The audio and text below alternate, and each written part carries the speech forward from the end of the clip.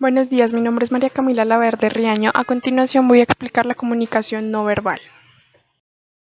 La comunicación no verbal es un tipo de lenguaje corporal que los seres humanos utilizan para transmitir mensajes, en la mayoría de casos de forma inconsistente. Es sabido desde hace ya mucho tiempo que la información no solo se transmite con las palabras, sino también a través de los movimientos corporales como las posturas, las miradas, las distancias entre unos y otros, la forma de sentarse o incluso de caminar. La comunicación no verbal va más allá de las palabras y por ese motivo es la que transmite en mayor medida los verdaderos sentimientos o estados interiores personales. El lenguaje no verbal es el lenguaje corporal que no miente fácilmente, aunque todo se pueda entrenar, a diferencia de la palabra que sí lo hace más a menudo de lo que pensamos. De hecho, a menudo suele suceder que las palabras dicen algo que contradicen los gestos de quien habla. Aún así, no debemos pensar que podemos saber a ciencia cierta lo que está pensando de verdad una persona solo con verla.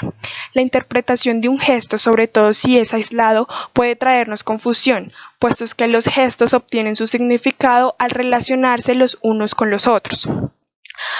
Albert Membrane, un prestigioso antropólogo, concluyó que cuando alguien está hablando solamente se recibe el mensaje de sus palabras en un 7%, mientras que por el tono de voz y otros detalles vocales nos transmite hasta un 38%, mientras que el máximo del contenido de la comunicación lo transmite el lenguaje corporal de los gestos con un 55%. El lenguaje no verbal que expresa sentimientos o estados internos como el hambre, la tristeza, la alegría, el miedo, la indignación, el enfado, la sorpresa, etc., es igual en todo el mundo. Los gestos en el idioma internacional de la humanidad. Pero debemos saber que al igual que se aprende un idioma, también se aprenden los gestos, imitándolos porque forman parte de la cultura del país. Pensemos en los italianos y su rico vocabulario de gestos, sobre el que se han hecho numerosos estudios. No obstante, los gestos fundamentales son invariables. Por ejemplo, en los recién nacidos de cualquier lugar del mundo. Si un bebé tiene hambre, malestar físico o psicológico, llora y cuando se siente satisfecho sonríe para comunicar su alegría. El dialecto gestual que altera estas raíces se adquieren a medida que crecemos según la cultura de cada país. Los mejores comunicadores no verbales son quienes tienen conciencia de su lenguaje corporal, personas capaces de monitorizar su conducta y calibrar el efecto que ésta procede en los demás. No hay un perfil exacto establecido científicamente, aunque suelen ser personas observadoras con amplia perspectiva y abiertas a nuevas experiencias y realidades. Rasgos como la estabilidad emocional y la empatía también ayudan. Quizás sea más fácil reconocerlos en el mundo del arte y la comunicación, pero se dan de igual manera en todas las profesiones.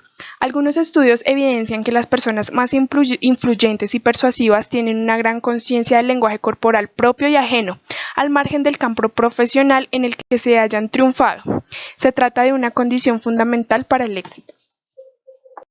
Los componentes no verbales de la comunicación están compuestos por la mirada, actitudes, expresiones de emociones, acompañamiento del habla, la expresión facial, la sonrisa y por último los gestos. El desarrollo del punto de la guía número 2 en cuanto a la autoevaluación de la paralingüística en el punto número 6 en cuanto a la dimensión del tono, considero que el tono de mi voz es muy bajito, por ello algunas personas no me logran escuchar con claridad y omiten las observaciones que realizo debido a la información que no es clara.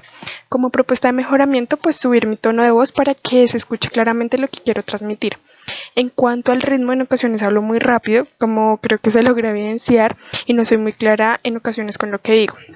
Considero que me ha afectado ya que hablo muy suave y rápido, entonces se me distorsiona el mensaje.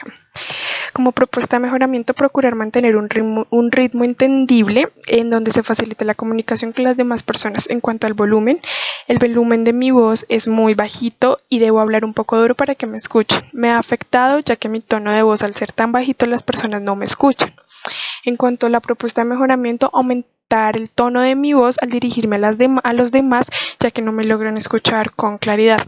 En cuanto al timbre, pues mi timbre de voz es bajito, cuando me río se escucha por lo general más duro, pero mi voz es baja. Considero que me ha afectado ya que mi timbre de voz es muy bajo y no es entendible a los demás. Considero que mi timbre de voz debo mejorarlo, ya que por mi voz tan suave en ocasiones se distorsiona la comunicación. Y por último, los silencios. Considero que mis silencios los demuestro con mis actitudes. En mi opinión, considero que mis silencios son explícitos frente a la situación, entre otros. Como propuesta de mejoramiento, mantener mis silencios como hasta el momento, ya que son claros con lo que quiero comunicar. Gracias.